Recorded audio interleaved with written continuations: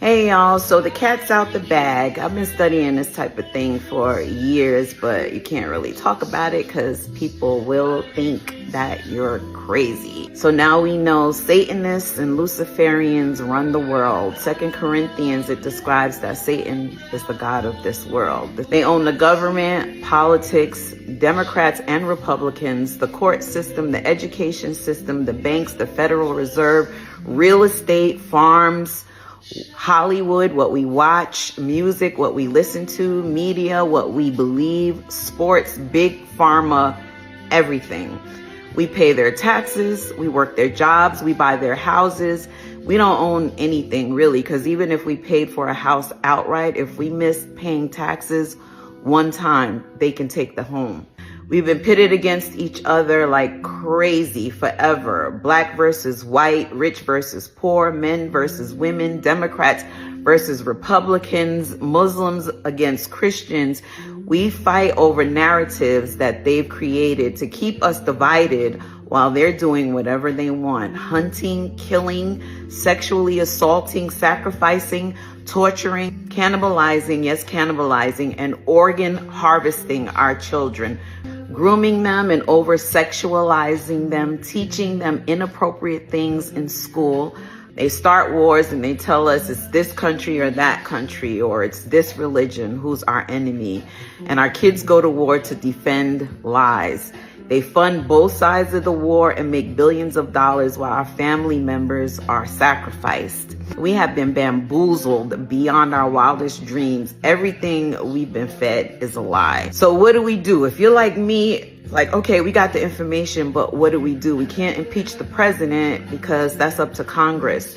The only power we have is our dollars, our prayers, and our voices. Some people will laugh at that, but when it comes to their God, they're on their job. They pray to their God, they worship him, they murder, assault children, make blood sacrifices. They are very dedicated to making sure their God is pleased with them. We can stop feeding the beast with our dollars. When things are exposed, we can stop giving them our money. I'm not telling you who you should buy from or where to spend your money, but I do encourage you to investigate the companies you patronize.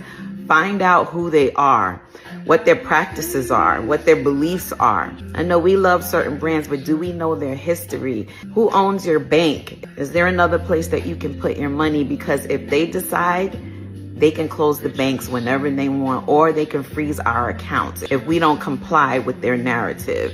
They're purposely poisoning our water, air, and food. So support your local farmers if you have access. I know everyone doesn't have access. I understand that. Buy fresh, real food. Buy land if you can. Grow food if that's in your heart. Even this information we've been exposed to, I think it's designed to see what we will do. This information can make us feel helpless and depressed and even more complacent, giving them even more control to usher in their new world order, their one world government, one currency, one world dictatorship where we have no rights at all. So we can refuse digital ID, we can support smaller venues, we can spread and share information. If we can homeschool our children. Support local farmers. It's healthier, it's cleaner. Get back to eating whole foods. If you can, try and go direct to consumer.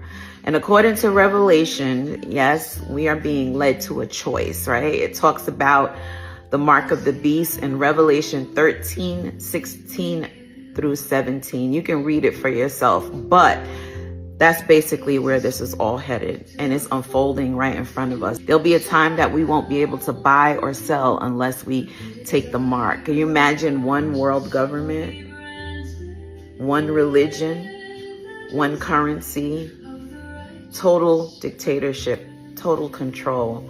Let's do what we can. Spread information, and God bless you guys.